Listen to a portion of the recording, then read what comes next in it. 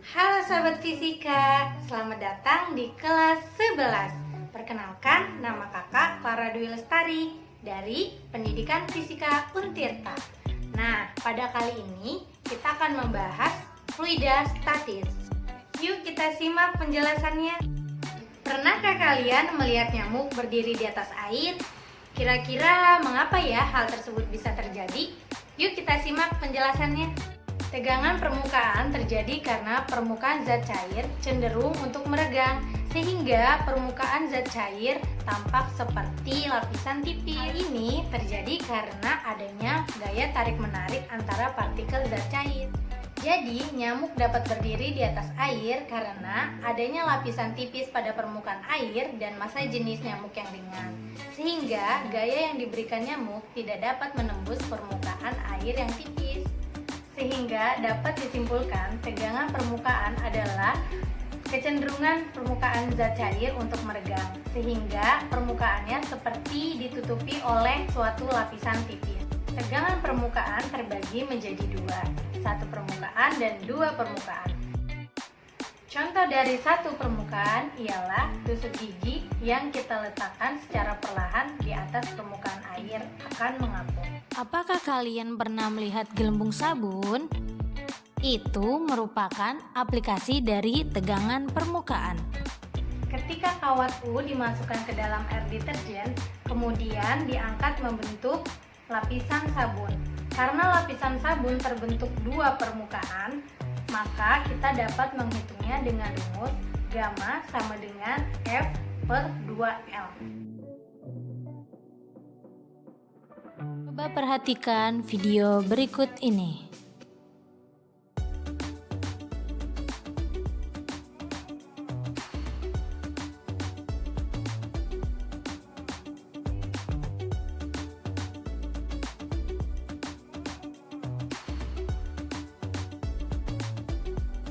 Mengapa air dapat berpindah gelas melalui tisu?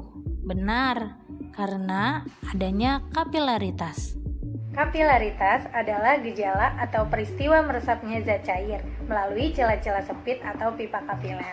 Kapilaritas, minyak tanah yang berada di bawah bergerak naik melalui sumbu kompor yang terbuat dari kain berpori-pori kecil. Begitu juga yang terjadi di pipa-pipa kapiler, seperti gambar berikut.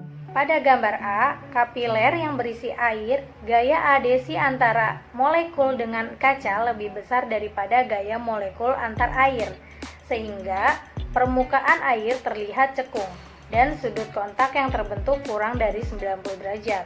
Akibatnya air di dalam pipa akan naik.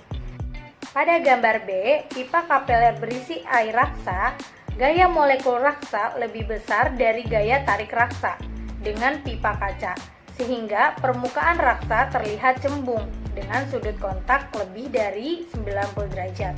Nah, akibatnya raksa pada pipa akan turun. Kapilaritas merupakan fenomena naik atau turunnya permukaan zat cair dalam suatu pipa kapiler. Untuk mengetahui besar kenaikan atau turunnya fluida pada pipa kapiler, dapat menggunakan rumus sebagai berikut. Berat zat cair yang naik sama dengan gaya tegangnya, yang mana kita tahu bahwa berat merupakan perkalian massa dengan percepatan gravitasi, sedangkan gaya tegang merupakan perkalian antara tegangan permukaan dengan panjang benda. Lalu, kita substitusikan ke dalam persamaan di mana massa merupakan perkalian volume dengan massa jenis. Volume yang kita pakai yaitu volume silinder. Sedangkan panjang benda bisa diganti dengan 2πr, sehingga rumus untuk mencari kenaikan atau penurunan fluida yaitu H sama dengan 2 dikali Y dikali cos theta dibagi rho dikali G dikali R. Perhatikan video berikut ini. Terdapat dua benda yang akan dijatuhkan secara bersamaan pada fluida yang berbeda. Mengapa benda dapat lebih cepat jatuh pada cairan yang encer? Ternyata hal ini berkaitan dengan viskositas. Viskositas yaitu sifat kekentalan yang dimiliki suatu fluida yang dapat mempengaruhi daya tahan suatu benda terhadap gaya gesek. Suatu cairan yang memiliki viskositas rendah akan mengalir dengan mudah, sedangkan fluida yang memiliki viskositas tinggi akan mengalir lebih sulit. Adapun untuk mencari kecepatan aliran suatu viskositas dapat menggunakan rumus hukum Stokes, yaitu sebagai berikut. Adapun untuk mencari rumus viskositas, kita ingat dapat menggunakan hukum Stokes, seperti penurunan rumus berikut ini.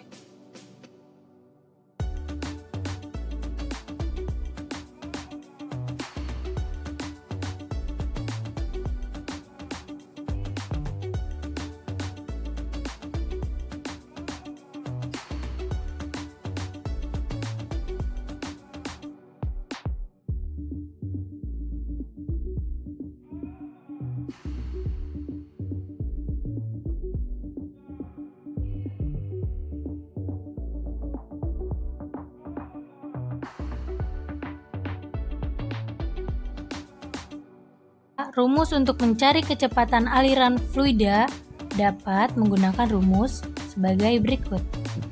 Mungkin itu saja pembahasan kita hari ini. Jangan lupa di like, comment, and subscribe. Sampai ketemu di video selanjutnya. Dadah, see you next time.